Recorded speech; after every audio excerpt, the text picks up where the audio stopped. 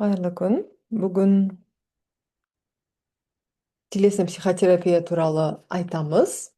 Телесный психотерапияның ерекшелігі, телесный психотерапия жалпы қайдан шықты, не үшін керек, неге біз оны пайдалануымыз керек, неліктен, оның құндылығы қандай, сол туралы айтамыз. Жалпы экранда көріп тұрған адамның бейнесі бұл жерде дауыс естіліп тұр ма? Айтып жүрсеңіздер. Адамның бейнесін көріп Иә, тұрсыздар. иә. Все, рахмет. Адамның бейнесін көріп тұрсыздар. Бұл жердегі біздің денеміздегі әр блоктың өзінің орны бар екен. Байқасаңыздар, қазіргі чакра деп айтып жүрген ілімдер осы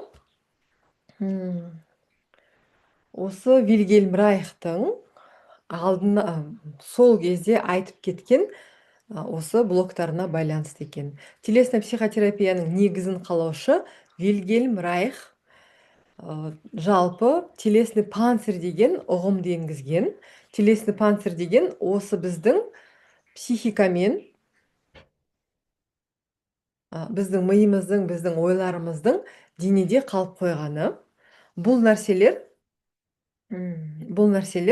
қай жерде қалай қатып қалады, қалай зажим болады, қалай ол біздің денемізді панцирь ретінде алып қалады, осы суретте көрсетілген.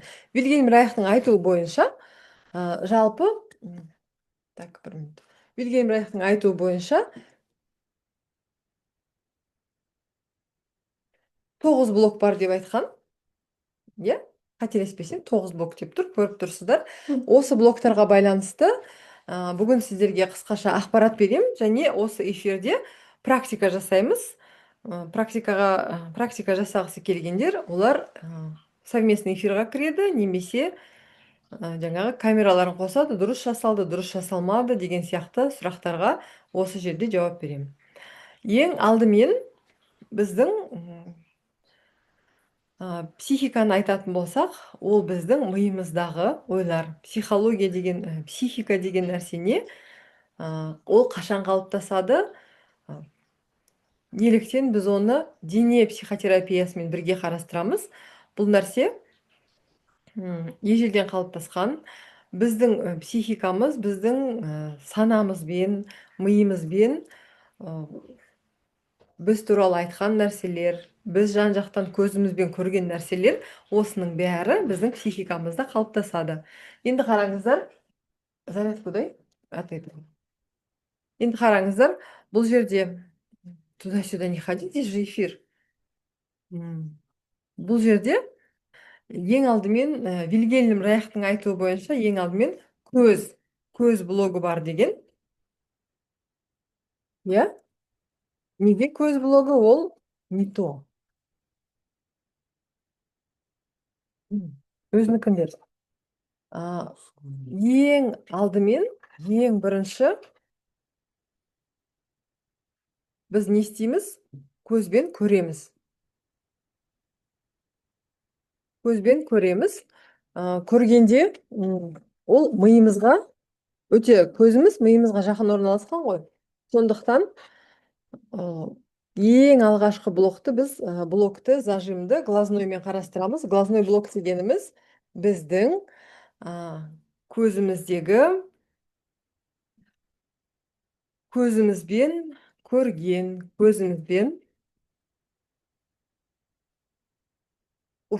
қазір бір минут. Қайырлы күн, Салтанат ханым. Қайырлы күн, қосыла беріңіз. Қайырлы күн. Қалайсыз? Кешірім сұрайын. Мен алдын ала жүктеп алмаппын ғой. Зумды. Қазір только подключилась. Жақсы. Мүмкін болса, камераңызды қоссаңыз. Мгм. Қазір жаттығу жасаймыз.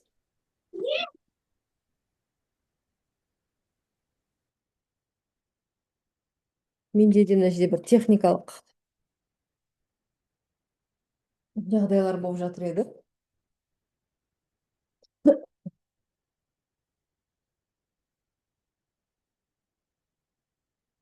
Қайырлы күн. Тағы да қайтадан бастап айтайын, иә. Мына суретте, экрандағы суретте біздің жалпы телесный панцирь деп аталатын бөліктерді көріп тұрмыз. Вильгельм Райх, телесный психотерапияның негізін қалаушы Вильгельм Райх, ол Фрейдтің оқушысы болған кісі. Ол кісі телесный панцирь деген ұғым енгізген. Тән мен сананың тікелей байланысын осы зажимдер арқылы қарастырған. Ең бірінші блок ол глазной. Өйткені біз дүниеге келген кезде ең алдымен көзімізбен жан-жақты көреміз. Ең бірінші көретініміз анамыз. Транзактный анализде, жалпы психотерапияда бауыр басу деген нәрсе бар, привязанность, иә. Бауыр басу, привязанность деген нәрсе бар. Бұл жерде привязанность, біздің бауыр басуымыз ең бірінші анамыздың қабылдауы, анамыздың бізге деген қарым-қатынасы, жан-жағымыздың бізге деген қарым-қатынасын біз ең бірінші сезу мүшесі көзіміз арқылы көреміз. Көзіміз арқылы көргендіктен біздің ойымызға, санамызға көптеген ойлар қалыптасады, иә? Санамызға ойлар жиналады. Содан кейде біз ана көзілдірік тағамыз, иә? Менің бүгінгі көзілдірігім ол жаңағы антиблик деген көзілдірік. Жалпы көбінесе біз көзілдірік тағатын болсақ, қараңыздаршы, қаншалықты өмірде, қазір тура тікелей байланыс айтамын, иә? Қаншалықты өмірде біз көп нәрсені байқамаймыз, көрмейміз. Осы глазной блоктың ең басты жаңағы мәні, Вильгельм Райхтың зерттеуі бойынша, как мы не видим то, что у нас под носом. Иә? Кейде біз байқамаймыз, кейде біз тіпті ол туралы ойламаймыз. Осылай болады екен-ау деген кезде, басқалардан көрген кезде, разве так можно деген бір бізде ой қалыптасады. Сондықтан осы глазной блок осы кезде қалыптасады, иә. Он так работает. Мысалы, дәл қазір практика жасайтын болсақ, көздеріңізге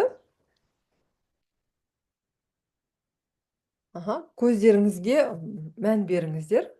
Сосын көзіңізді қатты ашыңыз, қатты ашып алысқа қарай қараңыз. Алысқа қарай, вдох, выдох жасаймыз. Гүлшат ханым, неңізді, камераңызды қоссаңыз, күшті болады.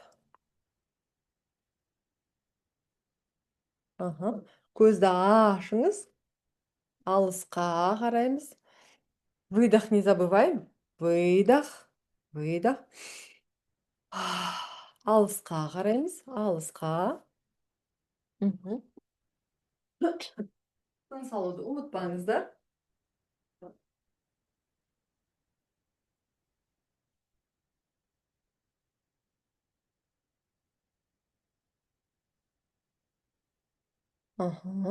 Енді көзіңізді тағы да қатты ашасыз. Сосын оңнан солға қарай. Оңнан солға қарай, жоғары қарап. Жоғарыдан төмен, төменнен жоғары. Выдох. Жоқ, олай тез емес, Салтанат ханым, жақынырақ сізде көрсетіңізші. Көзіңізді қараңызшы, міне жоғары. Ақырындап төмен. Сол кезде еще тыныс алу керек. Не забывать выдыхать. Менде осы жерде задержка дыхания болып қалып жатыр да. Көзім деп задерживаю. Осознанно контролировать етсем, көзімді ұмытып кетіп жатырмын. Вот. Енді осы жерде екеуін бірге жасап көріңіз.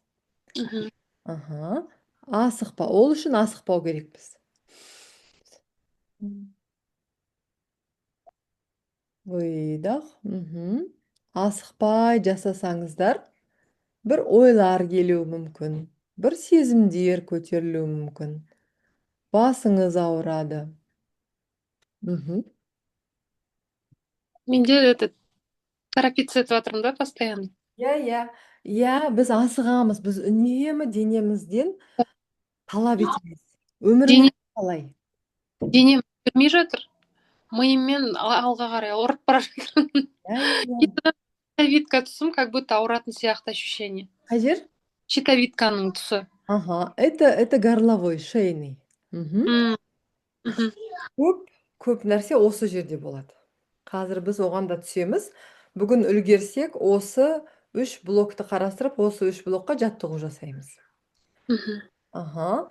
Енді қазір тағы да енді асықпай, біз көзімізді ашып жасадық. Енді көзіңізді жұмып жасаңыз.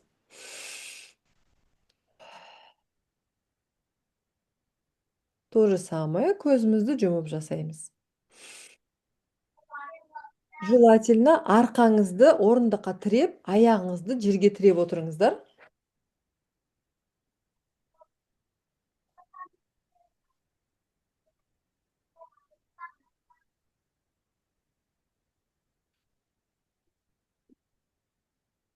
Выдыхаем. Выдох. Асықпай. Асықпай. Выдох жасаймыз. Практика жасаған кезде бірінші байқаған сезімдеріңізді, одан кейін келген ойларды, денеңіздегі болып жатқан нәрсені байқаңыздар. Мгм. Выдох.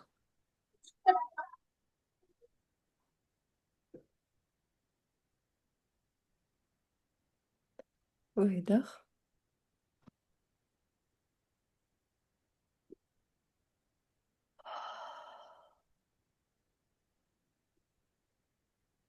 Мгм.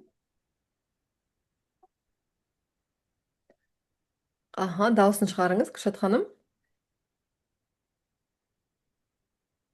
Не болып жатыр? Көздеріңіз қалай? Денеңізде, Салтанат ханым, щитовидка басылды ма? Или дает о себе знать? Жоқ, менде еще давление көтеріліп жатқан сияқты ощущение. Басым, Басыңыз құлағым бітелді. Мгм. Өз тынысымды өзім құлағым неприятно естіп жатыр. Ага, вот қараңыз. Қазір сізде давление бар ма повышенный? Жоқ, наоборот, пониженный менде, рабочий. Қазір біз тыныс алған кезде дұрыс тыныс алдық. Мы сделали вдох. Хороший выдох.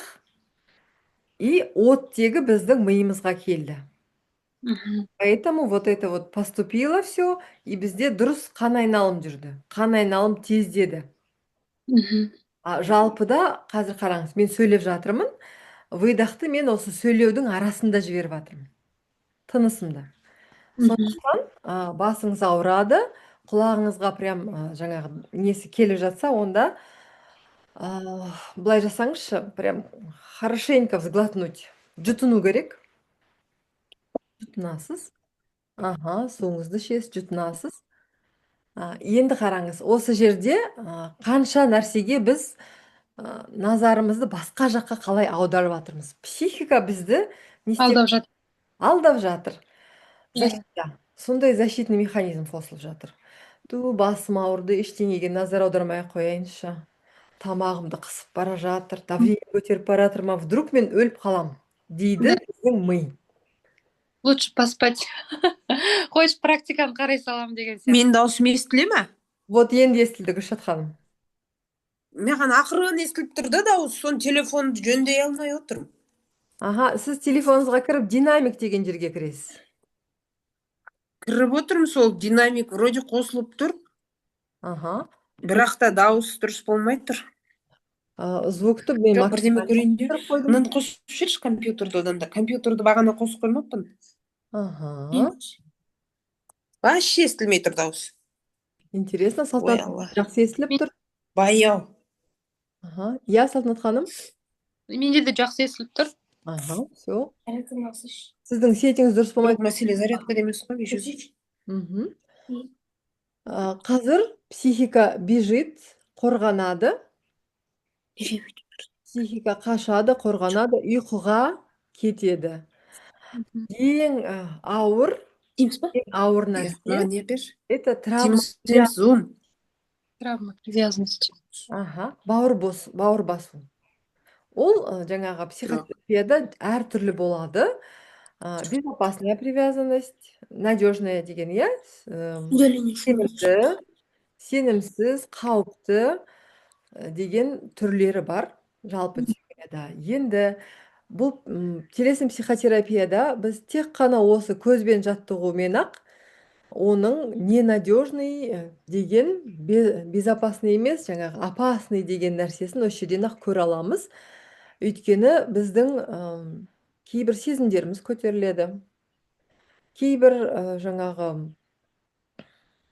мүмкін басқа бір ойлар шығады. Біз білмейміз да, қандай ой шығатынын. Бірақ травма привязанности деген көбінесе анау травма брошенности деп айтып жатады ғой. Ол соған байланысты. Қазір көздеріңізді қозғалтқан кезде көзіңіздің алмасын сезіне алдыңыз ба? Иә, сезіндім. Қалай қозғалды? Көздеріңізді қозғалтқан кезде көздеріңіздің алмасы ана майланбаған не шарнирлер болады ғой? Сол сияқты күтір-күтір деген сезім болды ма? Жоқ, легко кетті ма? Қалай болды? Жоғары қарай көзім көтерілмейді. Төмен қарай түседі. Жоғары қарай көтерейін десем, усилие керек, или вообще өтірік бүйтіп істеп отырған сияқтымын. Жоғарыға вообще көтерілмейді екен. Бүйтіп ашып отырсам көтеріледі, а вот жұмған кезде көтере алмаймын. Гүлшат ханым, неді, камераны қосылмай тұр. Енді қараңыз. Вот именно жоғарыда. Жоғарыда метафорически это же будущее. Как я не хочу видеть, чувствовать свое будущее деген сұраққа. Болашақ.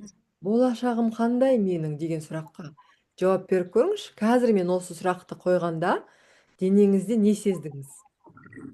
Вот, прям Салтанат ханым қараңыз, денемен жұмыс істеу бастаған кезде менің сессияларымда клиенттерге осыруға, кекіруге болады. Потом денеңіз белгі беріп жатыр. Екеуіңізге де, үшеуіңізге де осы сұрақ. Жоғары қарай, жалпы көзбен жұмыс жасау барысында мен нені байқамай жүрмін өмірімде? Және жоғары болатын болса, болашақ, менің болашағым қандай деген сұраққа жауап беріңізші. Получается, болашақтан бір қорқыныш болуы мүмкін ба? Мүмкін.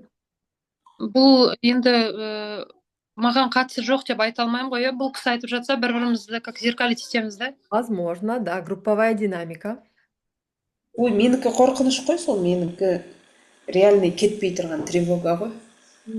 Тревога. Тревога деген нәрсе ол қорқыныш плюс уайым. Иә, үрей. Үрей, мазасыздықты береді. Иә.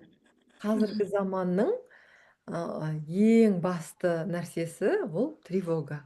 А сізде, Салтанат ханым, как откликается? Менде қолымнан келе ма, келмей ма деген бір сенімсіздік бар екен. Қолымнан келе ма, келмей ма? Содан қорқыныш, как будто қателессем, мені будут осуждать деген нәрсе бар екен. Болғанда мен оны зерттеп көрсем, оказывается, сол мамамның пікірінен көбіне. Сол маңызды екен да мен үшін. Как будто она меня осудит қой. Да. Біз... Мен инстаграммен путаю, да, вот как фрустрация сияқты.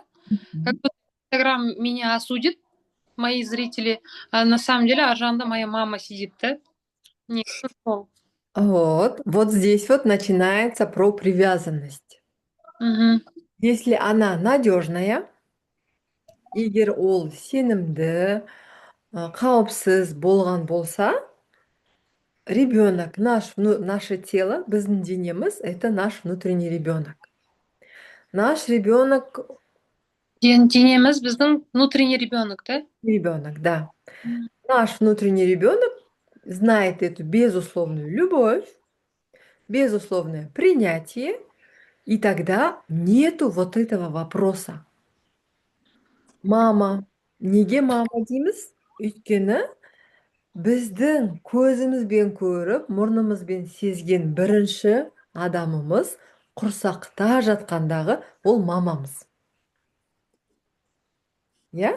Тіпті құрсақта жатқан кезде мамада токсикоз болса, ұйқысыздық болса, бір нәрсемен ауырса, мамаңыз үрейленіп қалса, немесе мамаңыз нервный болып ашуланса, то есть это сіздің мамаңызға да жалпы аналардың бәріне қатысты нәрсе да.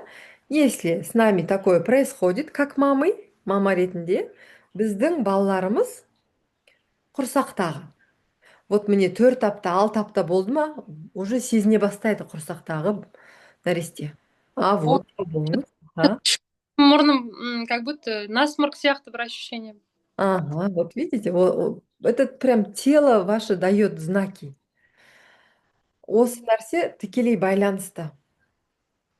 Тікелей байланысты, және біз өмірге, прям во взрослую жизнь, когда мы выходим, барлық жерде біз папа десек те, не десек те, партнера мы выбираем как мама. То есть, да, на партнера мы делаем проекцию мамы, работа проекция мамы, Инстаграм проекция мамы, барлық жерде мама. Өйткені бөпе үшін, құрсақтағы бөпе үшін, жалпы бала үшін ең маңызды, ең бірінші құнды нәрсе, құнды адам ол мама. Енді тіпті даже физически мамаңызға барып сіз айтасыз, мам, вот мен Инстаграмға шыққым келеді, бірақ сіз маған ұрсатын сияқтысыз деп, иә? Мамаңыз айтады, о, қойшы, қумашы деп. Давайте заглянем дальше, глубже. Мысалы, мен және менің сіңілім бар. Бір үйден 2 адам шығады ғой, иә? 2 бала.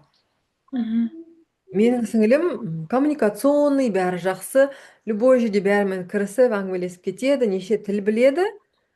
Ал мен Что-то онша емеспін. Ау? Что-то ол сияқты емеспін. Что-то не то деген сияқты, да? Да, что-то не то. Вот я старшая, я думаю про себя, мне еще надо доучиться. А вдруг кто-то так скажет, вот жаңағы нәрселер, да, ұят болады. Как будто бы сенімсіздік, мына сенімсіздік. Бірақ екеуміз де бір тәрбиеден өттік. То есть құрсақта жатқанда жалпы қарым-қатынаста, туылғаннан бастап қарым-қатынаста, мы сами приняли такое решение, что я какая-то недостаточная. Мүмкін мамаңыз, олай емес, Салтанат, былай ғой, сен ылғи сөйтесің, сен үлкенсің ғой, дейді, и біз өзімізге көп жауапкершілікті артып аламыз. Ондай емес, негізі мамамыз ондай қарым-қатынаста болмауы да мүмкін, да? Мүмкін. Сами придумываем. Мы придумываем, у нас очень такая фантазия, мы же дети же. Дети, да, когда мы дети, у нас бурная фантазия. Енді бұның бәрі убеждение болып, біздің 6 жасқа дейінгі көрген, білген, естіген нәрселерімізбен қалыптасады. Вот, көз, осы жерде көз.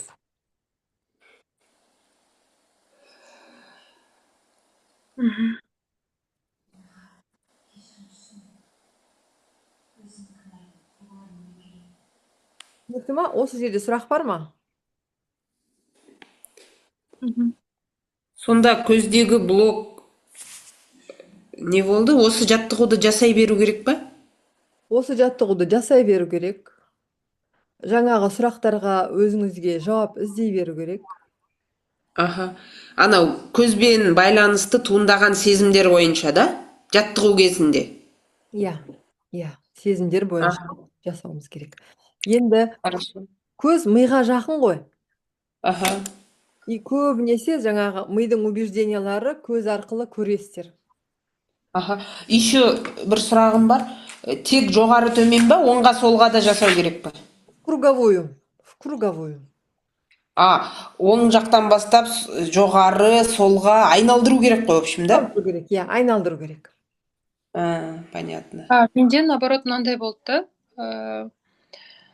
Көзім наоборот андай, мысалы мынандай домалақ болса, домалақтың былай полный вращение емес, как будто былай кішкене ғана көздің зрачогы, и вот соның айналасында ғана көзімді жұмған кезде, как будто сол жерде ғана жүрмін да, қатты ұзамаймын. Қараңыз. Мен көзім жұмсам точно айналмайды екен. ашық отырғанда ғана айналады. Ага. Жақсы. Салтанат ханым, сіздікі вращаться только в своем кругу деген убеждение бар ма? Иә, кішкене ғана жаңағы зрачоктың кішкене ғана айналып жатыр да, көзім жұмсам. Көзімді ашсам, айналады, но оңға қарай, как будто жоғары қарай көтерілгенде, как будто болезненно айналып Мгм. правую сторону именно. Болезнь. Вот именно сол жақта онда тренируем. И одан кейін егер көзіңізді жұмып бір нәрсені бастап кету оңай ма? Жоқ, көп ойланам. Көп ойланасыз. Одан кейін көзді жұма салып, любой кругта выступать ету оңай ма? Жоқ, көп жаңағыдай осуждениеден қорқам. Вот именно только бір вот таком. Только вот в таком своем кругу я могу. Күшті инсайт. Я могу только вот в своем кругу. Мне можно только вот здесь. Түсінікті ғой. Даже вот өзімді масштабироваться мешаю, да, өзімнің ойымен. Да. Машалла. Значит, қалай жасауға, чтобы сол убежденияны мне можно все дегенді разрешать етуім керек қой өзіме. Мне можно все деп разрешать етесіз и делаете. Жаттығуды, да? Жаттығуды жасайсыз и прям 3 қадам. Бүгінгі жаңағы практиканың соңында тапсырма болады. Бүгінгі жасаған нәрселерден 3 қадам не жасаймын деген. Как я могу начать масштабироваться, ну, хотя бы в x1. 2-3 адамның алдында емес, наверное, бір 10 адамның алдында, да? Да. Үлкейту, да? И мама – это внутренний критик. Ол сіздің физический мамаңыз емес, ол наше, опять-таки, убеждение. Терапиядасыз ғой, работа с внутренним критиком. Договариваться, делать. Жаңағы делать деген нәрсені бүгінгі практикадан сіздер алып шығасыздар деп ойлаймын. Договариваться, делать. Қорқамыз. Қорқынышты прям жіктейміз қорқынышты. Реально? Нереально. Ми айтады ғой, сен өліп қаласың. В любом случае, қазір даже нан ішінде отырған кезде ұйқыңыз келсе, сен өліп қаласың деп жатыр ғой ми. Сіз қазір жаттығу жасадыңыз көзіңізбен, қазір тамағымызбен жасаймыз, жағымызбен жасаймыз, иә? И показываете, прям мозгу говорите, ну, я живая, это нормально. Мидың иллюзиясына кіріп кетпеу, иә? Иә. Біз миды басқарамыз, ми бізде емес. Телеска мен психиканың байланысы осы жерде. Миға тапсырманы біз береміз, және ми тек қана жасауды түсінеді. Қалайсыздар қазір? Күшті осознаниялар келіп жатыр, Аллаға шүкір. Жаңағы еще сіз айттыңыз ғой, дене біздің ішкі бала деп, сол нәрсе күшті естімеген ақпарат екен. Сосын жаңағы жерде ішкі критикпен қалай келісуге? Бізде вот внутренний ребенок, взрослый, родитель, взрослый, внутренний ребенок бар. Внутренний ребенок тело дедік, критик – это наш мозг, да, наши убеждения. Взрослый не жасай алады. Егер біз ересек болсақ, біз ішіміздегі конфликтті естиміз. Салтанат, ұят болады, это вообще невозможно. Гүлшат, сен вообще скоро өліп қаласың, сөйтсең де өліп қаласың, бүйтсең саған вообще ештеңе жүрмейді деген ойлар, критиктің ойлары. Енді сіз оны түсіндіңіз, взрослый, да, понимает, что это неправда. Но почему-то біз бала ретінде оған сеніп кетеміз. Денеде діріл пайда болады. Ноги как будто не держат, ноги ватные деген бір нәрселер болады ғой. Басың айналып, жүрегің тахикардия болып. осы жерде ақырын жасап көресіз. Подожди. Келісесіз. Мынадан жасап бастайын. Бүгін 3 адаммен Инстаграмда прямой эфир өткіздім. Ертең тағы елдің бәрін шақырамын да ТикТокта прямой эфир өткіземін. Одан кейін тағы да, альхамдулилля. Я по чуть-чуть. Аз келісесіз. Çok kılıp da жібермеу керек та. Қатты түсіріп жібермеу керек та тәнді. Иә. Азыздан. Түсіндім аха, рахмет көп. Гүлшат ханым, қалайсыз? Мен сондай прям уже морат отқан сияқты сезім ше. Да, вот тело. Мына сол оңнан жоғары, солға, төмен, и солдан жоғары, оңға кері бағытта жасауға бола ма? Болады. Барлық бағытта. Күніне қанша рет жасау керек? Таңертең оянасыз ғой? Иә. Оянған кезде потягушкадан бұрын осыны жасасаңыз. Бұл көзіңіздің потягушкасы деген жаттығу болады. Оған бір 2-3 минут кетеді. Гүлшат ханым, сіздерге тапсырма. Прям круговую, таңертең ояна сап, көзіңізді ашпай жатып та жасап алсаңыз. Көзіңізді ашып.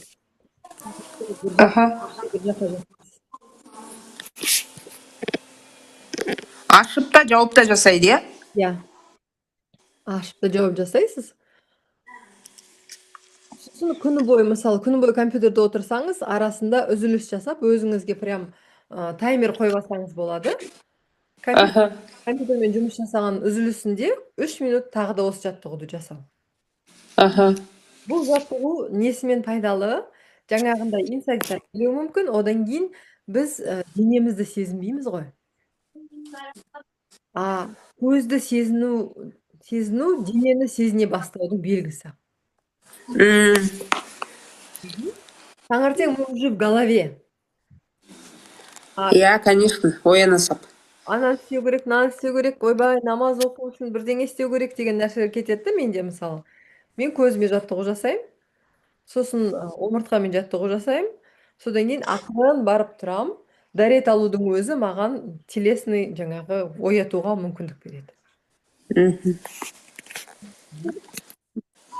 Мұрныңыз қалай, Гүлшат ханым? Білмеймін, мұрным бітіп, андай шықырып сондай болып отыр. Жақсы.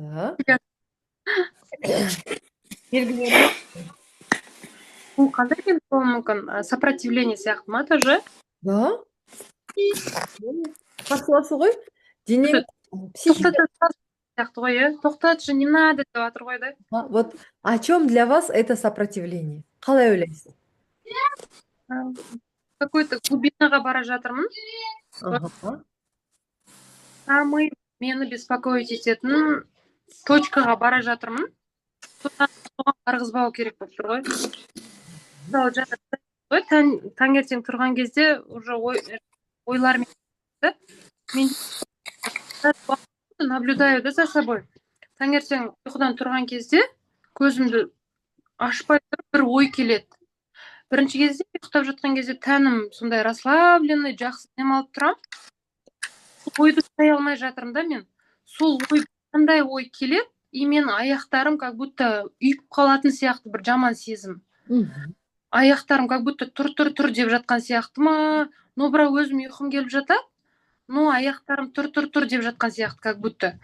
И соны вот наблюдаю уже давно, уже біраз болып қалды, но не могу найти ответ.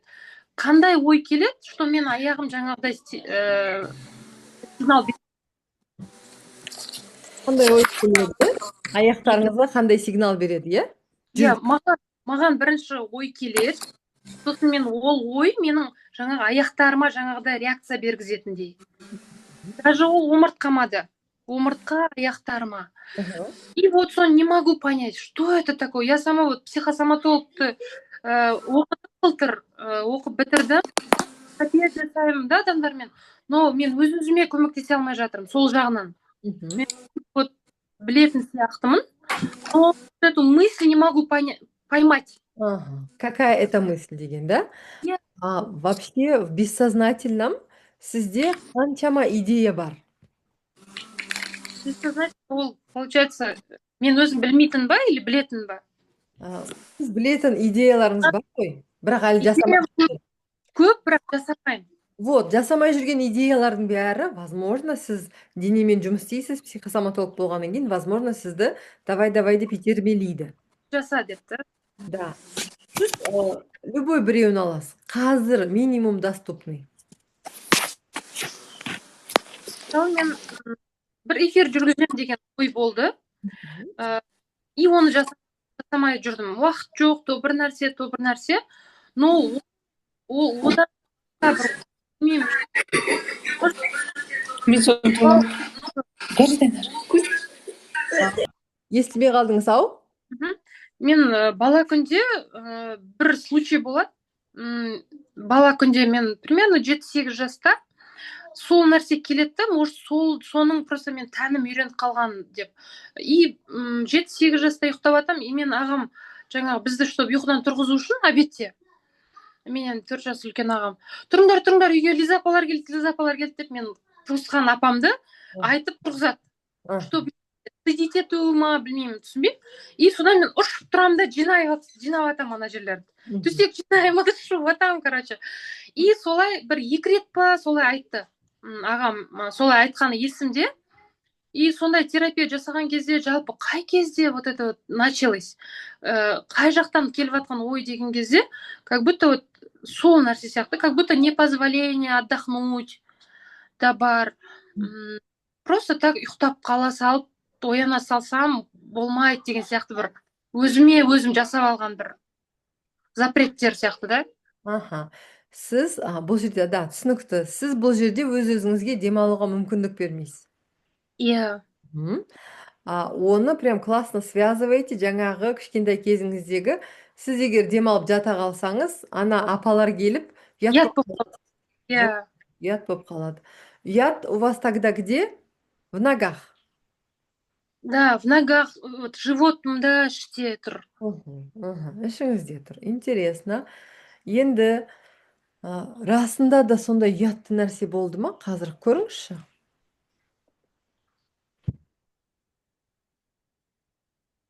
Негізі ондай бір баламын ғой, ондай бір ұялатын нәрсе болған жоқ. Нормально. Бала ұйықтап қалып, егер қонақтар келіп жатса, ну ничего страшного, бала ол ұйықтап тұрды, ештеме етпейді. Қазір түсінемін ғой. Но сіз қазір это размышляющиймен түсініп тұрсыз, да? А вот бала үшін для тела это как? Ұят деп. Ұят. Қай жерде тұр ол ұят? Қазір айтқан кезде прям копчик тұсында. Бүйректе прям ауырып кетті да.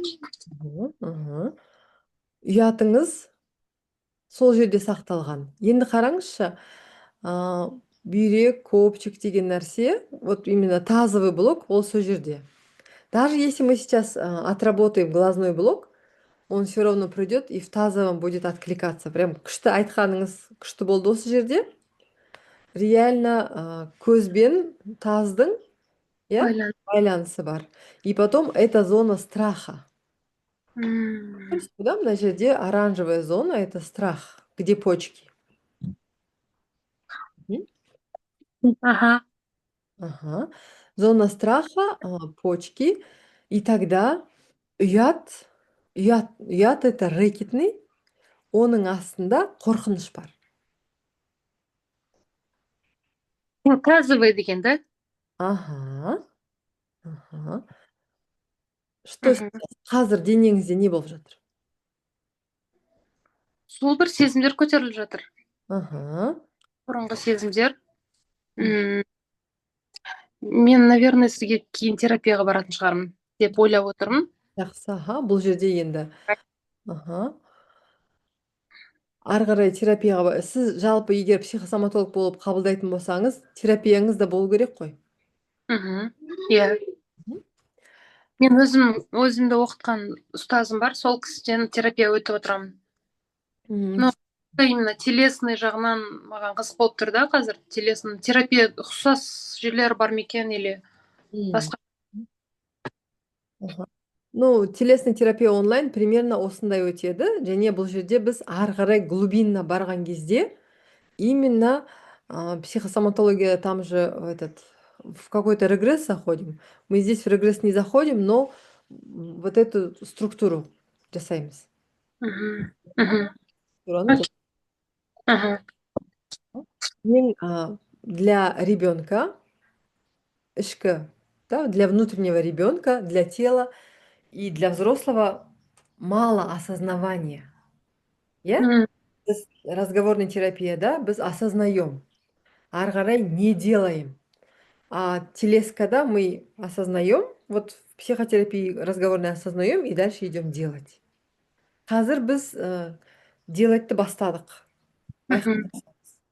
Сіз көзді түсіндіңіз, не қайдан келіп жатқанын түсініп тұрсыз. Ол Аха. ары қарай зона страхаға кетіп тұрғанын байқадыңыз. Енді қорқынышпен жұмыс жасауымыз керек екені анықталды. Мгм. Ең алғашқы қорқыныш қай кезде пайда болады?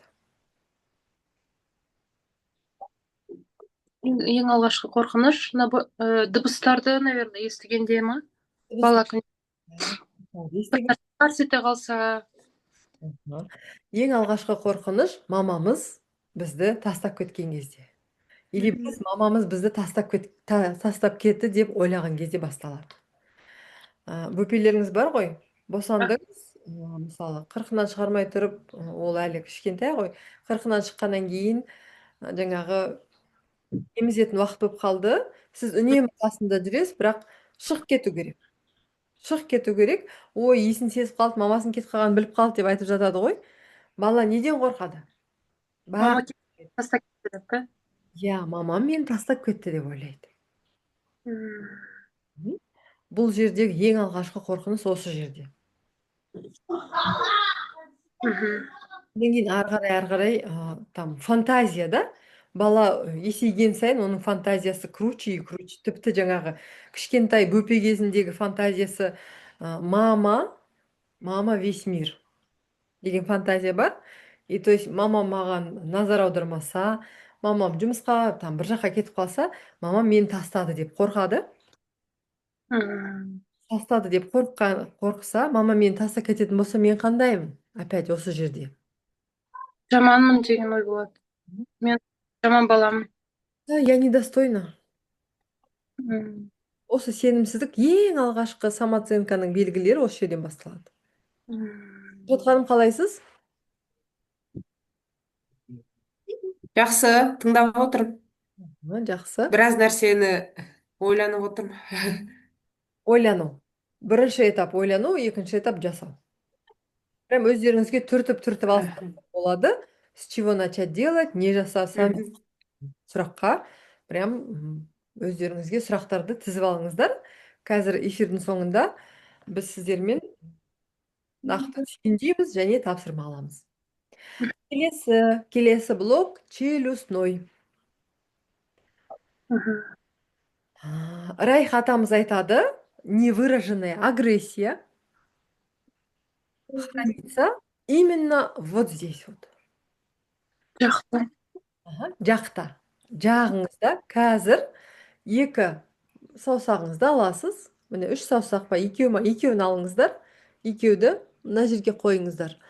Екі аузыңызды ашқан кезде дырка болады ғой. Сол жерге қоямыз. Ауызды ашамыз, уқалаймыз, ауызды ашып тұрып уқалаймыз. Тыныс алуды ұмытпаймыз, қыздар.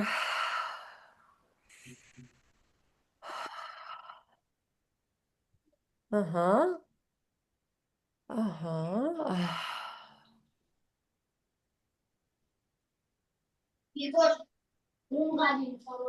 Суретке назар жасай беріңіздер. Маған дұрыс естілмей қалды жаңа ше. Мына ауызды ашқан кездегі ойық па? Иә, сол ойыққа. Тіспен жақтым. Иә, осы ойыққа келеміз. Ауызды ашыңқырап тұрып уқалаймыз. Ауыруы мүмкін, қатты болып сезілуі мүмкін. Енді байқасаңыздар, сіздер жасай беріңіздер, мына жаттығуды да. Деп жасаймыз. Байқасаңыздар, челюстной блоктың түсімен қолымыз боялған. Көрдіңіз бе? Білек. Мгм. Бұл не деген нәрсе? Бұл жерде түсіной блокқа Имдалбай. қолымыз, білегіміздікі қалай әсер етеді? Бұл коммуникация деген нәрсе. Коммуникация. Нет, что-то холодно стало. Ага, знобит, да? Отлично.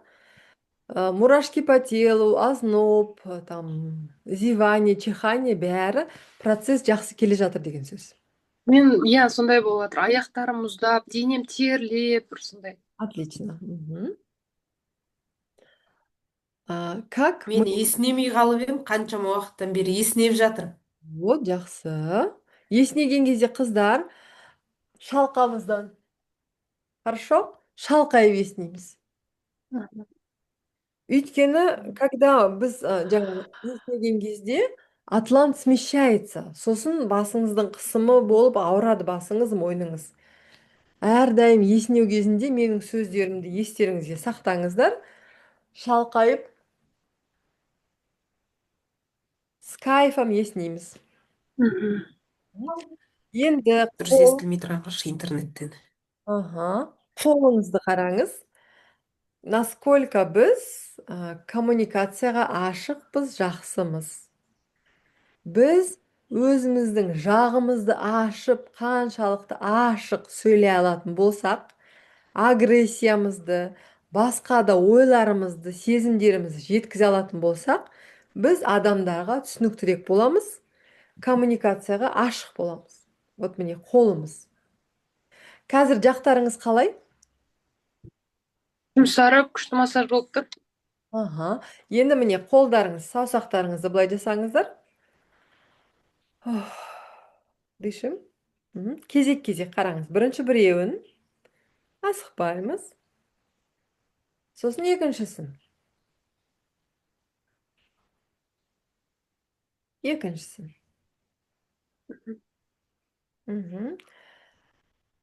Қазір қараңыз.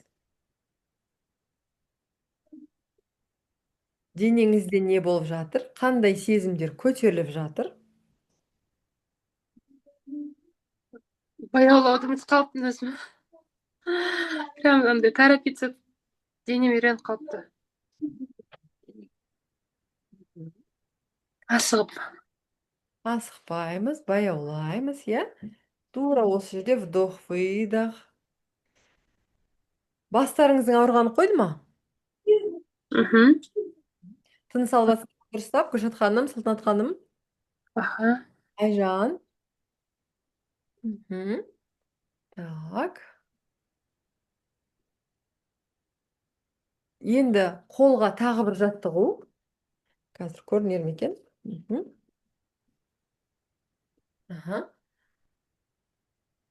Сыртын. Алақанымыздың сыртын осы жерді тізеге. Прям откидываем. Выдох. Кезек-кезек. Кезек-кезек. Так, Гүлшат ханым шығып кетті-ау деймін, иә? Выдох. Выдох. Не болып жатыр?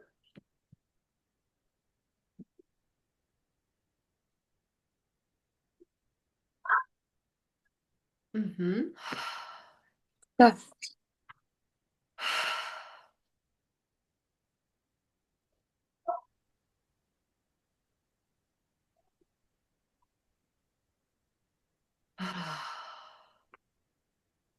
Гүлшат ханым, орындыққа арқаңызды сүйеп отырасыз. Қолыңыздың сыртын тіземізге ұрамыз. Прям просто откидываем. Күшпен емес, просто выкидываем. Сылқ еткізіп. Бір қолдыкін ғана ма? Кезек-кезек сылқ еткізіп. Кезек-кезек сылқ, сылқ. Выдох, выдох. Ой. Мгм.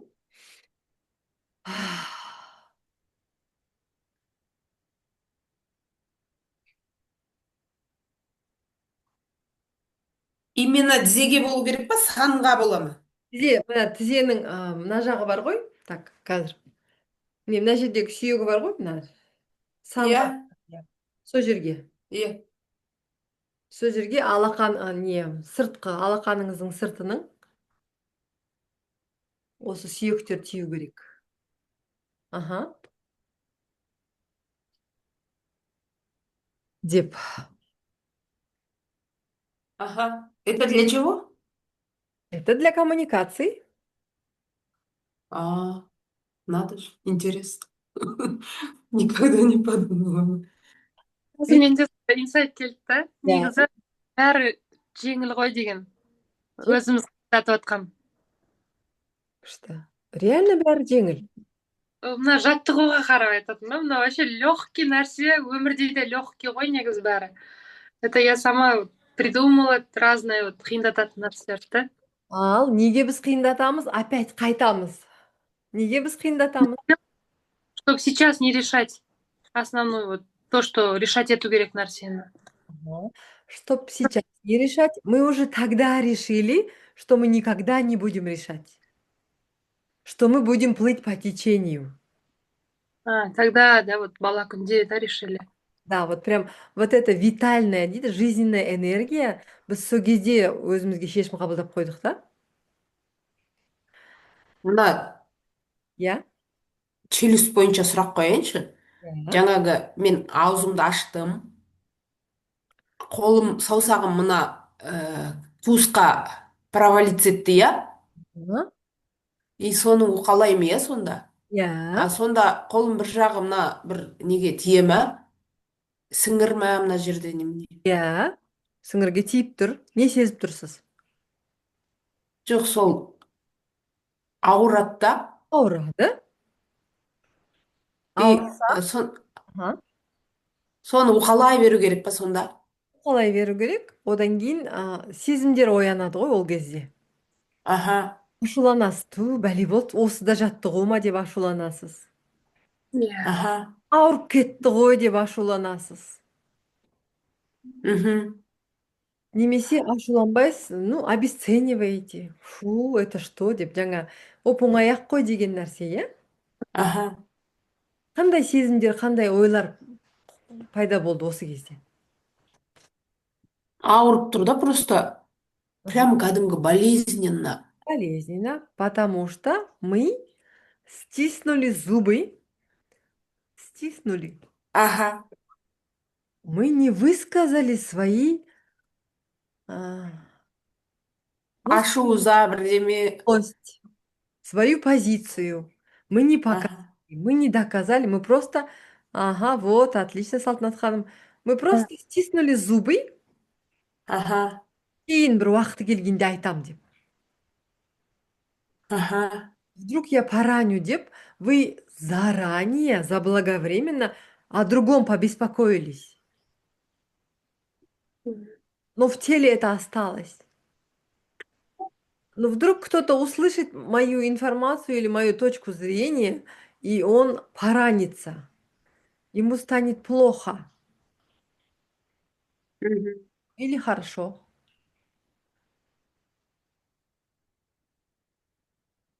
И тогда мгм. опять-таки өзіңізге сұрақ. Что со мной будет? Егер мен агрессиямды көрсетсем, егер мен өзімнің шекарамды қорғасам, егер мен өзіме қажет нәрсені алсам, не болады?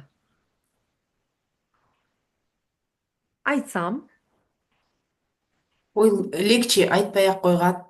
ага, и тогда, Лучше жаңағы конфликт создавать етпей, үндемей қоя салайықшы. Зачем лишний сөзді көбейтіп, ә, деген сияқты нәрселер менде. Мен вообще көп нәрсені айтпай қалам ғой. ага, Айтатын жерде де айтпай қалам. мгм, Ә, керек жоқ. Сөзді көбейтпей-ақ қояйық деп. сөзді көбейтпей ақ қояйық. Ал, сонда не болды? сіз өзіңізді қалай қорғайсыз онда?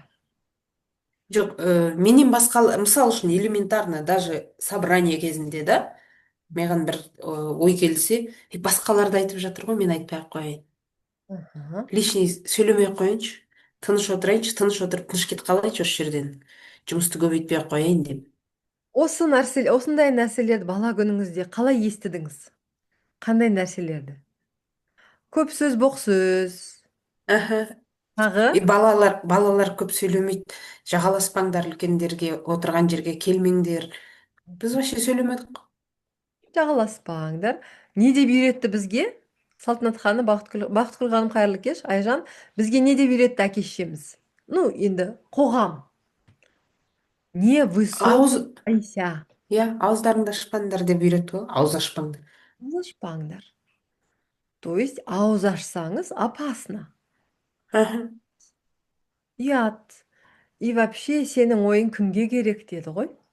Аха. Сондықтан басқалар айта берсінші. Мені қойшы дейді. Мгм. Мгм. Иә. Бірақ автобуста тұрсыз, аяғыңызды біреу басып тұр. И үндемей ақ қоясыз ба? Ладно, Ондай кезде айтасың ғой, бірақ та енді аяғыңызды алыңызшы, жылжыңызшы деп кешіріңіз, айтасың. сіздің аяғыңыз менің аяғымның үстінде тұр, аласыз ба дейсіз, иә? Примерно. Жылжыңызшы ары қарай, не болды сонша? И вот прям барлық ситуацияға осы нәрсені еске түсіріп айтып үйренсеңіз. Жақсы Аха. босаңсыту деген сол да. Біз мынаны босаңсытамыз ғой. Аха.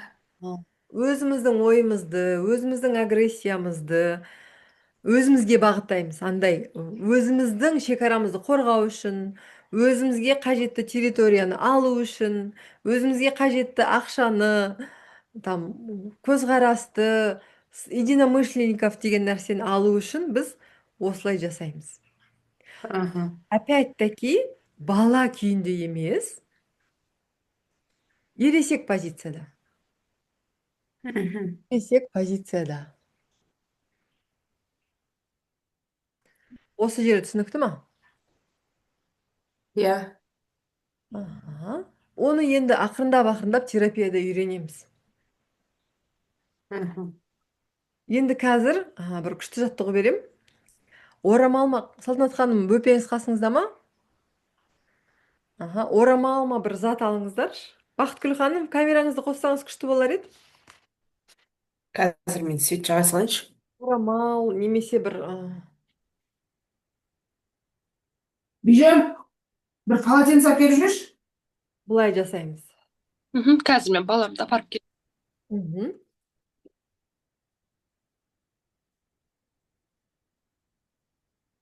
Бақытгүл ханым, қайырлы кеш. Камераңызды қоссаңыз ыңғайлы болса. Менде 1 минут. Қайырлы кеш, Алмагүл ханым. Қайырлы кеш, қалыңыз қалай? Қалайсыз? Жақсыз ба? Рахмет сізге. Мен Кішірейіп сырттан жүрміз енді бе? келіп жатыр едім, мына балаларым шулап жатыр, тамақ істеп жатыр. Камераны қошпа деп. Жақсы, жақсы онда. Камераңызды, қазіргі жаттығуды жасасаңыз, дауысын өшіріп қойып, камераңызды қосып, көрсетіп жасасаңыз ыңғайлы болса, иә? Неме істеу керек полотенцемен? Енді полотенцені аламыз, Аха. прям ашуды бәрін шығарамыз. Міне, түрімді қараңызшы менің. Да, өте күлкіліш. Бірақ рычать. Да? Камераны өшіріп қойып құрсын. Ой, нені.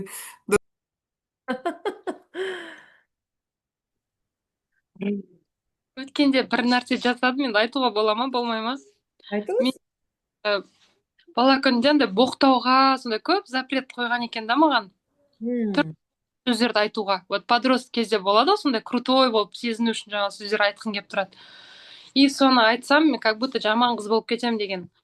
Сонымен бір күні үйде ешкім болмады, бөлмені жауып алдым да, аузыма келгенді айтып боқтадым. Күшті ана аузымдағы бүкіл мен енді Құдайдан да былай ойладым да, иә алла, мен бұл жаман сөздерді аузымнан шығармасам да, сен бәрібір жүрегімдегі бар екенін біліп тұрсың. Лучше мен өзімде сақтап қалғанша, оны экологично қазір шығарып тастаймын. Оқтадым келіп. Аха. Вот терапияда менің клиенттерім, егер ашу осындай нәрселер жиналып қалған болса, мына жерге келіп қалады ғой. Біз ашуды тікелей адресатқа айтпай қойсақ та болады. Терапияда соны біз күштеп шығарамыз. Осы ырылдаған кезде де сол нәрсені естеріңізге түсіріп, прям терлейсіздер.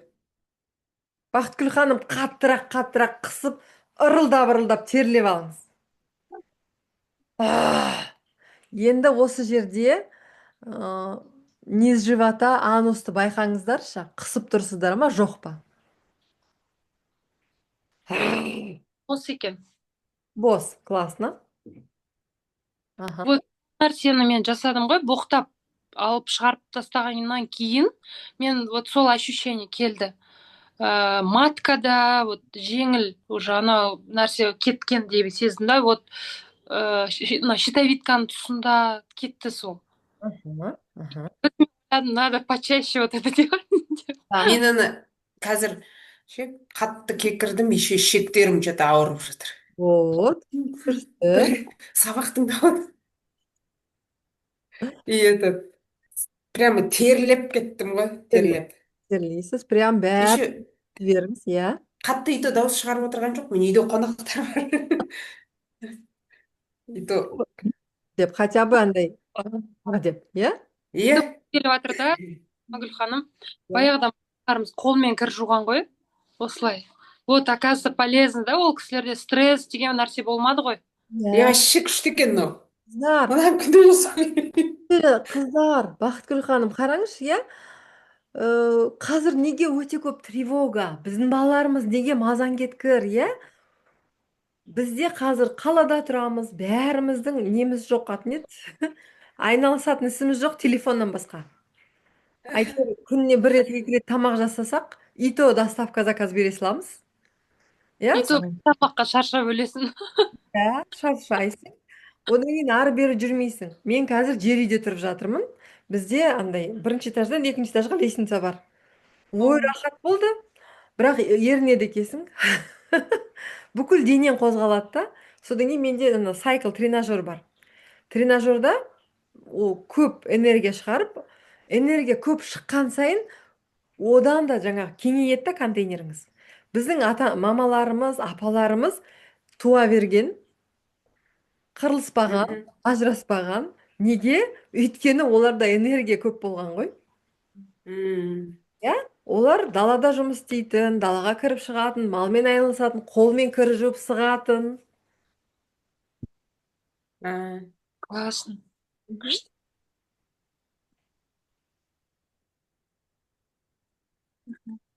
Денелеріңіз қалай қазір? Гүл ханым, мен жеңілдеп қалдым. Страшно кекіріп жатыр. Терледім кішкене. Бұның Штаны қалдым. жақсы екен. Мынаны жасаңыз, иә, Бақытгүл ханым? Бұл сабақ сақтала ма, Гүл ханым? Иә, сосын сақталады, сосын ссылка жіберемін сіздерге. Жарайды, жақсы, рахмет. Кекіріп жатсыз ба, Гүлшат ханым? Иә, кекіріп жатырмын. Есінеп жатырмын. Не болып тұр андай. Как сказать? Бірдеме сол шығып жатқан сияқты. Шығады. И дыбыс қосылғанда вообще күшті болады екен. Дыбысты қосу керек. Сіздерге үй тапсырмасы осы практикаларды аптасына 2 рет хотя бы жасап тұру. Күшті екен. И сол кездердегі сезімдер мен ойларды бақылау, иә? Сезім, ойларды бақылау. Ол кезде негізі ойлар андай ғой, бұрынғы жаңағы ойлар келуі мүмкін. И прям сразу инсайт, о чем это, как я могу. Мен оны басқаша қалай жасай аламын. Ол кезде мен балалықпен осылай деп өзімді тоқтаттым ғой. балалық қорқынышпен, балалық фантазиямен, а дәл қазір басқаша ересекше мен қалай жасай аламын? Жаңағы сіз айтқан уже бұрында решили деп айттыңыз ғой, соны получается сол решениені ауыстыру, да? Иә. Новое убеждение қалыптастыру, да? Ол кезде мен 5-6 жаста болғам. Мен Салтанатпын, мен ол кезде 5-6 жаста болғам. Қазір мен өзіме сұрақ қоямын, мен неше жастамын, Салтанат? Мен қазір 36-тамын. Мен 36-тамын. 36-тағы Салтанат ересек. Ересек Салтанат басқаша қалай шешім қабылдай алады? Как я могу? Бірінші былай жасап көру, екінші былай жасау, одан кейін былай жасау. Опять-таки бала, ішкі бала, мен өліп қалам деп ойлайды да. Мамам менен теріс қарап кетсе, мамам мені 5 секундқа қалдырып кетсе, мен жалғыз өліп қалам, аштан өлем деп ойлайды. Ол баланың ойы. Бірақ қазір сіз 40 күн тек қана су ішсеңіз де өліп қалмайтыныңызды білесіз. Жігіт, су әкеп берші. Соответственно, біз 40 күн тек қана су ішу үшін бала шағамызды аштан қалады деп ойлаймыз ғой. Енді осы бала шағаға, сау болыңыз. Бала шағаңызды қамту үшін біздің жауапкершілігіміз бала шаға қазір. Иә. Солар үшін жасап жатырмыз ғой бәрін. Иә. Көп ақша тапқымыз келеді. Мазасызданбай тыныш ұйықтағымыз келеді. Елдер сияқты, Инстаграмдағы тәтелер сияқты киініп жүргіміз келеді, жан-жаққа барғымыз келеді.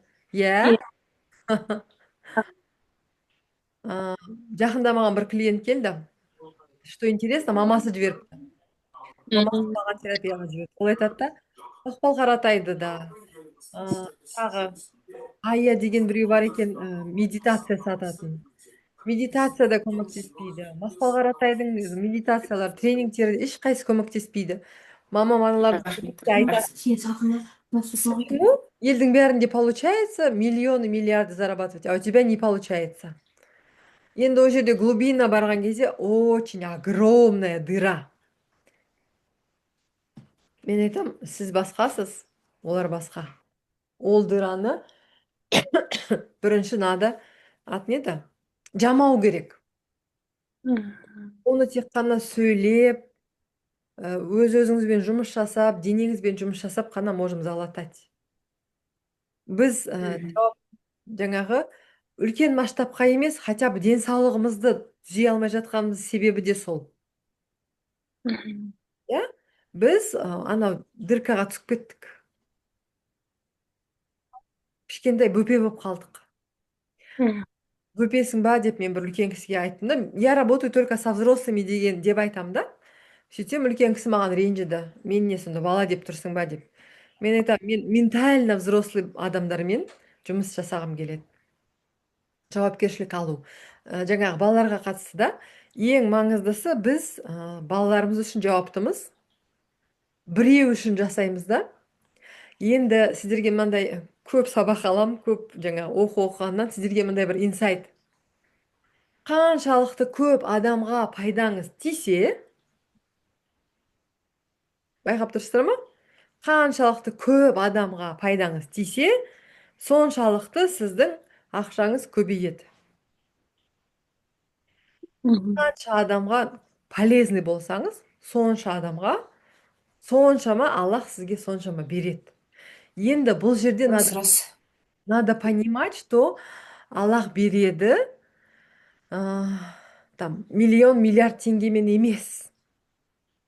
Аллахтың ризығы деген нәрсе бала шағаңыз, немерелеріңізді көруіңіз, бала шағаңыздың денсаулығы, жақсы қарым-қатынас, сау болыңыз. Жолдасыңызбен, отбасыңызбен, ата-анаңызбен жақсы қарым-қатынасыңыз, осының бәрі байлық. Возможно, сізде осы деңгей әлі жабылмады. Көп ақшаға шығу үшін. Осы жер Базовый. база. Ең бірінші туған туысыңмен жақсы қарым қатынаста бол дейді ғой.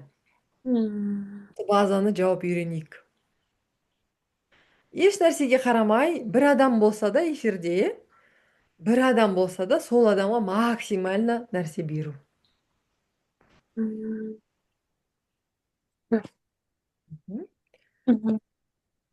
Психотерапияда біз түсінік береміз. И кейбір адамдар, я, мен түсіндім, мен оны білем дейді, бірақ ары қарай жасауға бармайды. Сондықтан менің әдісім екеуін қосу. Түсіну, И жасап. түсіну, жасау. Сонда нәтиже болады, иә? Нәтиже тек Алады. осындай дисциплинада болады. Түсіндің? Осознание келді, жасайсың. Осознание келді, жасайсың. Қадаммен жасау.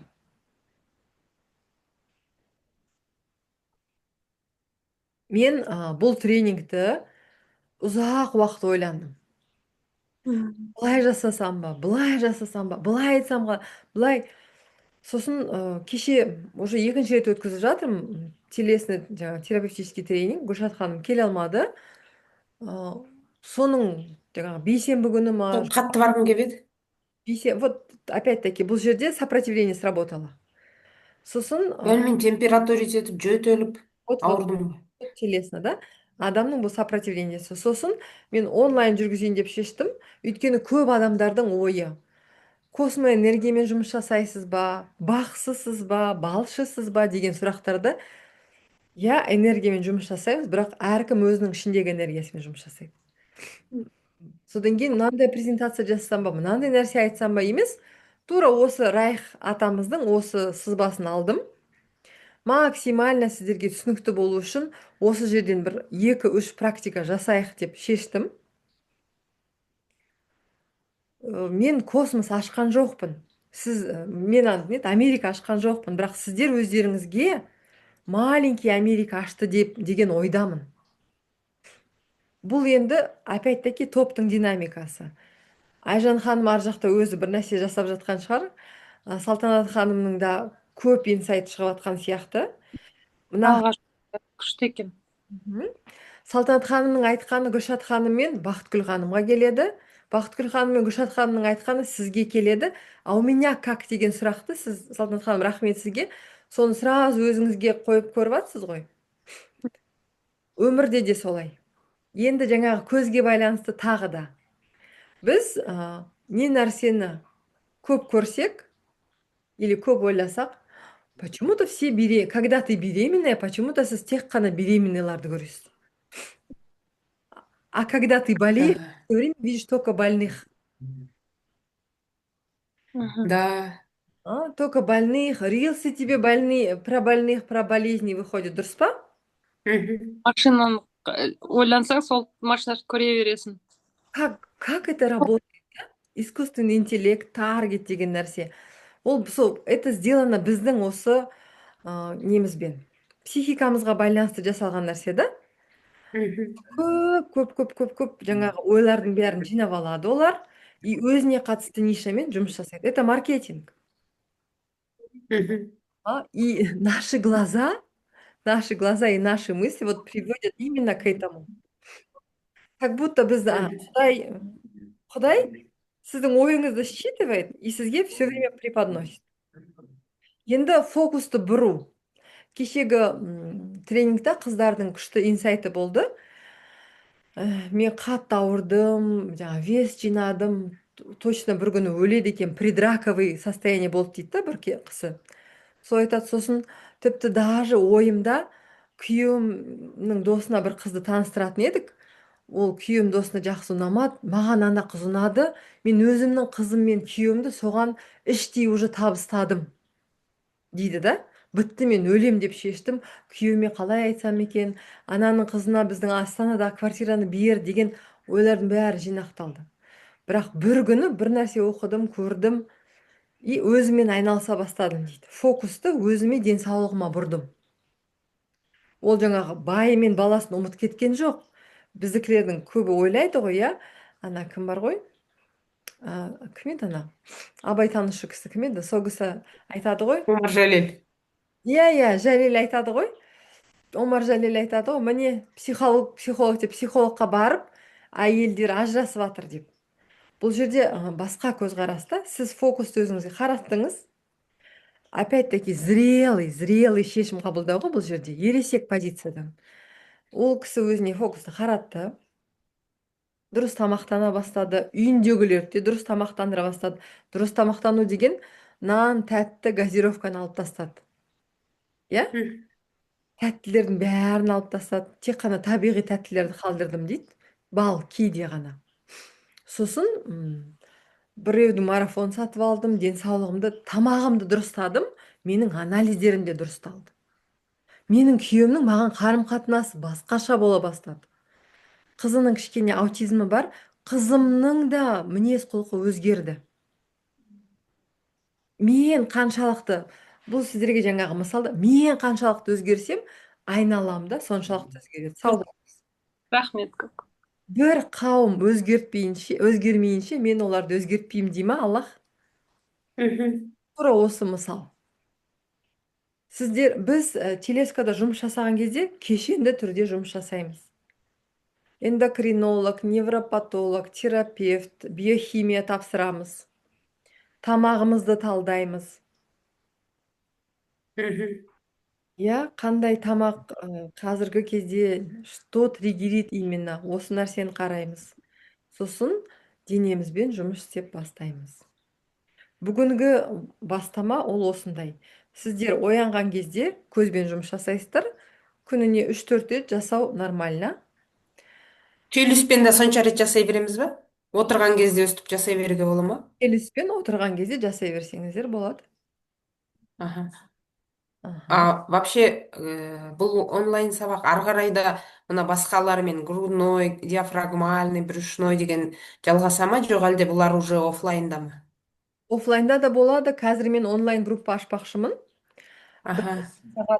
Бір жарым сағат достаточно. Аптасына бір рет, ыңғайлы болса, аптасына бір рет, әр кездесуіміз осылай 5.000 теңге болады. Алғашқы. Аха. Егер дайын болсаңыздар, бір күнді белгілеп, осы топқа қатыссаңыздар болады. Бұл топтық терапияның бағасы. Аха. Жеке терапия онлайн, тоже бір жарым сағат. Тело, психика, жаңағы мозг, разговорное, телесное, ол сіздерге, именно осы топтағы сіздерге 20.000 теңге. Күшті, күшті. Бұл жерде сіздердің де, менің де жаңағы онлайн телеска не работает деген убеждениемен шығып отырмыз. Жоқ, убеждениені отрабатываем, дәлелдеп жатырмыз, что это работает. Тапсырма түсінікті ғой, иә? Бірінші көзбен жасау. Содан кейін келген ойларды, сезімдерді бақылау, ощущение, да?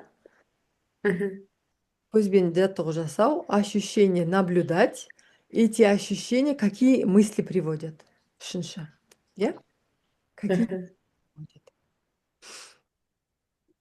Төртінші, как я могу деген сұрақ. Әр жаттығуда тура осы сұрақтарды қойып жұмыс жасау. Қолмен жаттығуды да жасауға болады. Жақсы. Ана тізеге ұратынды, иә? Иә, тізеге ұратынды. Сосын мынаны. Ондайды мен неткен жоқпын, что-то пропустила.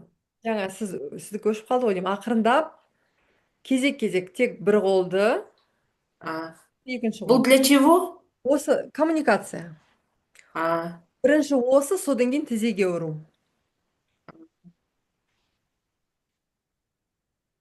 Сұрақтарыңыз болса?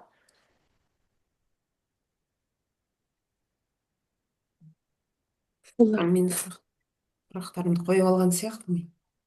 Түсінікті ме? Сұрақтарыңыз бар ма? Қыздар сұрақтарыңыз бар ма? Менде сұрақ жоқ, пока. По ходу сұрағым туындаса жазып келесі жолы қоямын ғой. Ya, По yazın. ходу туындайды ғой. Бұл ал- Жасау кезінде, там, істеу кезінде бұл келген. Алматыда орналасқансыздар ма? Ya, мен Алматыдамын. Мгм. Мгм. Оффлайн Алматыда, онлайн бүкіл елмен жұмыс жасай беремін. Бақытгүл Мгм. ханым, сіз Атыраудансыз, иә? Ақтөбеден ба? Что-то не помню. Алмагүл ханым, мен Ақтөбеденмін. Сіз Ақтөбеденсіз. Аха. Иә, сосын менде бір 2 күн ба 3 күн ба болды, андай тамағым өзінен өзі қышиды да. Кеше кеште мен қызымның жиналысына бардым, 10 жастағы. Андай отыра алмадым. Сондай менде бір не болады кей кезде. Тамағым жыбырлап қышиды да, сосын жөтелем. Анау вообще қоймайды, білмеймін, ол сондай сол жаңағы неден болуы мүмкін ғой да, іштегі сол.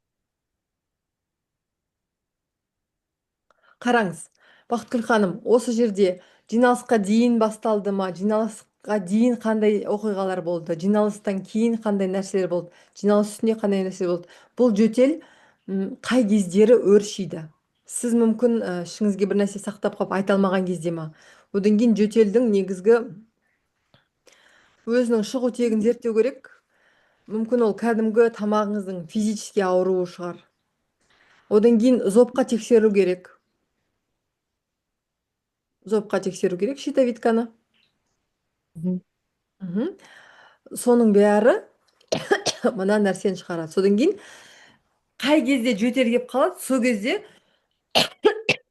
қараңызшы, қазір тура келіп жатыр, сол кезде оны шығарып тастау. Бір жерде отырсыз ба, жөтеліңіз келіп қалды ма, бірден шығып кетіп, жөтеліп тастау. Мүмкін сіздің жаңағы ішіңіздегі айтылмай шықпай қалған бір сөздер, ойлар бәрі жиналып қалды, дәл қазір шығу керек. Ол, жаңағы сіздің сұрағыңызға да жауап, ол осылай шықса да болады. Не обязательно с кем-то ругаться. Надо просто уақытында жөтеліп шығарып тастау. Ана сақтап жүреміз ғой ішімізде. Ішіміз анау, ішімізге жел тұрып қалады, жел шығу керек, біз бірақ оны ұят болады ғой, шығармай жүреміз. Бірақ оны мүмкіндік болса сыртқа шығып кетіп шығарып алу. Мен солай шығарамын, негізі жөтелемін, нормально жөтелемін, бірақ кәдімгідей лоқсығанша дата болды, солай жөтелемін. Ол болмай тұр, бірақ алдында да солай болды. Массаж алдым, өйтіп одан кішкене қойып еді. Тоқтаңыз. Ол, возможно, аллергический, одан кейін ол неден? Аты не да? Желчь, өт жолын тексертіңіз. Көбінесе андай аллергический болады, көтеріледі. Майлы тамақ көп ішіп қойсаңыз, жатарда ішіп қойсаңыз, ол көтеріледі. Содан да болуы мүмкін. Мына Гүлшат ханым біледі, не да айтшы, рефлюкс деген нәрсе болуы мүмкін. Ол вообще неге қатысы жоқ болуы мүмкін. Воспаление деген сияқты нәрселерге ше, ол рефлюкс асқазаныңыздан болуы мүмкін. Ары қарай тереңірек көріңіз. И мына жақтан, психика жақтан, телесный жақтан тағы да зерттеуге болады ол нәрсені. Сосын менде анандай не бар ғой, андай вибрация бар менің денемде ше, анандай дірілдеп кетеді, сондай бір дірілдеп кетемін. Қай кезде дірілдеп кетесіз? Мен осы тұрғанда мысалға кәдімгідей ішінде бар ол діріл постоянно көбінесе болып тұрады. Сосын менің кіндігімде тамыр бар бір, ол сол тамырда күні түні соғып тұрады. Қазір ол тамырдың соққанына да бір 16-17 жыл болды ау. Грыжа жоқ па? Грыжа жоқ, нормально бәрі. Мен тексерілгенмін, негізі дәрігерлерге тексерілдім, бірақ ондай ешқандай ештеңе айтпайды, бәрі нормально дейді. Еще ана бүйтіп кіндігімнің қоққанын көріп дәрігерлер ана мені мазақтады. Осы сіздің жүрегіңіз, 2 жүрегіңіз бар сіздің деп ше, біреу кіндігіңізде деп ше. А негізінде ол солай соғып тұрады, күні түні соғады менде. Ол сізге кедергі жасай ма? Кедергі жасағанда сол кейде ана діріліме құтылып кетеді ол. Дірілге кәдімгі ана вибрацияға құтылып кетеді да. Бүкіл денеге ма? Иә. ол нәрсені зерттеу керек екен. Келесі жолы онда ішпен де жұмыс жасап көрейік. Ішке жасайтын біраз жаттығулар бар еді. Мгм. Ішке жасайтын жаттығу бар. Бассейн жасап көрсек болады. Салтанат ханым, бір сөз сұрайын дедіңіз ба? Жоқ, жоқ, мен тыңдап отырмын. Так, тағы сұрақтарыңыз бар ма, қыздар?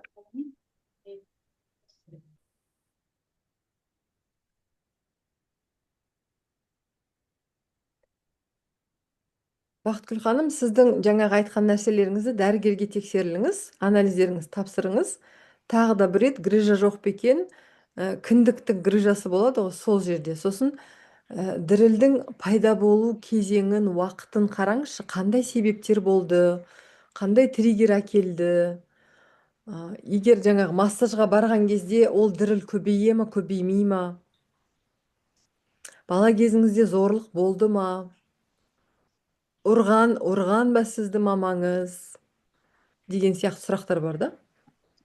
Мен массажда жеңілдедім, жақсы болдым. 5 күнге дейін жөтелім қаттырақ болды. 5 күннен кейін нормал. 10 күн алдым массажда. Еще андай жаңағы аппараттармен сондай нормально массажды алдым. Одан кейін жақсы болдым. Уже енді қазір оны алғаныма да 1 ай болды. Уже опять қайтадан сол дірілім, қайтадан сол жөтелім, қайтадан болып тұр да.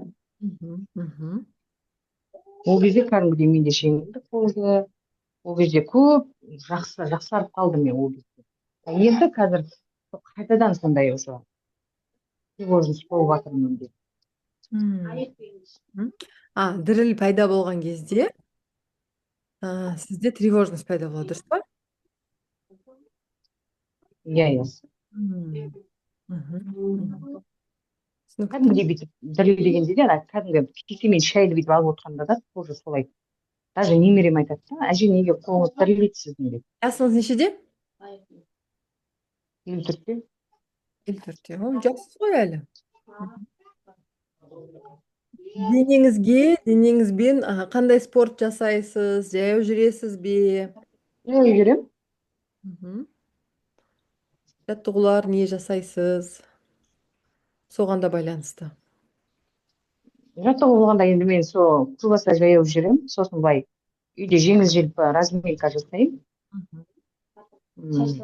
Сондай енді ол мықты деп жаңағы фитнеске барамын бірдеме деп айта алмаймын. Бірақ өзімше үйден солай нелерін жасаймын. Өйткені мен қазір енді осындай оқшауланып отырғаным өзіне бір 3 ай болды уже. Жұмысқа хабарласам, ешкім жауап бермейді маған. Кәдімгідей бір андай бір неде қоршауда тұрған сияқтымын ба, вообще түсінбеймін мен өзімді өзім отырғанда. Енді мен өзімді сөйтіп бүйтіп қарап жатырмын уже. Психологияға бардым, сосын жаңағы біреудің енді жан-жағымызға қарап жатырмыз ғой, мына біреу керек болар маған, мынаны бүйтіп деген сияқты адамдар. Енді сол кеше сол ютубты ашып қарап отырған кезде сіздің мына телесный терапия дегеніңіз, сосын ойлап жатырмын да, енді мен анандай денелеріммен болып тұр ғой, енді мысалы мен кіндігім отдельно ауырып тұр, денемде діріл анандай болып тұр.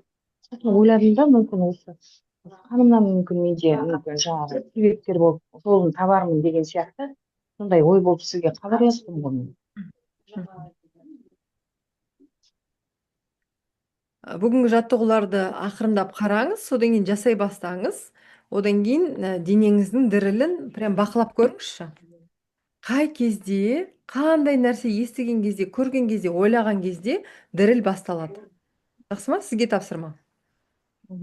Бұл физиологический болуы мүмкін, және может быть психологический да болуы мүмкін. Соны исключать етіп қарауымыз керек. Сол маңызды. Сұрағыңызға рахмет. Тағы сұрақтарыңыз болса, қыздар? Жоқ. Телесін, иә? Жаңа жел шығаруға байланысты енді табиғаттың несі ғой. Бірақ сол жел шығарумен де адамның бойындағы қандай да бір қорқыныштар кетіп қалады, иә, негізі расында. Мен оны сұрап жатқан себебім, мынау жаяу жүрген кезде, оны бұрын байқамайтын. И күнделікті жаяу жүрген кезде бір 2000-3000 шақтан кейін кәдімгідей менде осырық келеді да. шығарғым келеді. И оның ондай бір иісі, ондай неприятный нәрсесі жоқ. Но бірақ как будто бір нәрселер шығып жатқан сияқты, как мынау тән түшкіріп есінеп жатады ғой, сол сияқты. И соны ойладым да, наверное, бұл тоже бір қандай да бір қорқыныш, бірдемелер шығып кетіп жатырған шығар деп, солай сендім өзім даже. Вот менен тәнімнен шығып кетіп жатыр деген сияқты. Алан қалаумен ғой енді әрине, бірақ сол амалым арқылы әйтеуір солай көмектесіп жатырған шығар деген нәрсе. Мгм. Ол дұрыс қой, значит, қыспай шығара беру керек та, нормально. Біз андай ғой, дер кезінде жасамау. Біз егер денемізді сезбесек, біз оны осырықты ұстап қаламыз, кекірікті ұстап қаламыз, тамақ ішкіміз кеп тұр ма, су ішкіміз кеп тұр ма, білмейміз. И өмірімізде де сол нәрсе да, сіздің жаңағы ашуыңызға, қорқынышыңыз шығып кетті ма? Точно интерпретациясын айта алмаймын. Егер сіз өзіңіз сондай болды деп шешсеңіз, значит солай дұрыс. Ол ойды бізге алып жіберді ғой. Машалла. Чисто физиологически ол нәрсе денеңді сезініп, оны в свой счет пайдалану. И как мы делаем? Біз өмірде жаңағы айттық қой, елдің бәрі үшін шешім қабылдаймыз, елдің бәріне көмектесеміз, елдің бәріне жағдай жасаймыз, бірақ өзімізге жасамаймыз. Чисто телесный тұрғысынан ол осындай нәрсе. Каждый раз өз-өзіңізге сұрақ қою. Ал бұл менің өмірімде қалай болып жатыр? А как это откликается с моими действиями в моей жизни? Деген нәрсе. Прям вы так выдохнули, Салтанат, қалайсыз қазір? Күшті, мен қазір жеңілдеп отырмын уже. Жаңа түшкірдім, көздерім бір қышыды ма, түсініксіз болған. Қазір уже жақсы сезініп отырмын. Терлегендеріңіз басылды ма? Басылды. Отлично, жақсы. Бүгіндікке осы, қыздар. Сұрақтарыңыз болса, топқа жиналамыз десеңіздер, сіздерден күтемін хабар. Бұл топ пробный топ болғандықтан бір жарым Ол сағат. аптасына бір рет, иә? Аптасына бір рет жүргіземіз, иә. Демалыс күні осы уақыт жасасақ болады, немесе таңғы уақыт. Жарым сағат. Иә. Сіздердің өздеріңіздің белгілеулеріңізге байланысты. Кім қай кезде ыңғайлы, иә? Жақсы, ақылдасайық, иә? Жақсы, көп рахмет. Рахмет, жақсы болды. Жақсы, сау болыңыздар. Күшті ақпарат алдық. Жақсы. Давай. Оларды өшірейік. Жақсы болыңыз. Рахмет, Рахмет қатысқандарыңызға, сау болыңыздар, аман болыңыздар.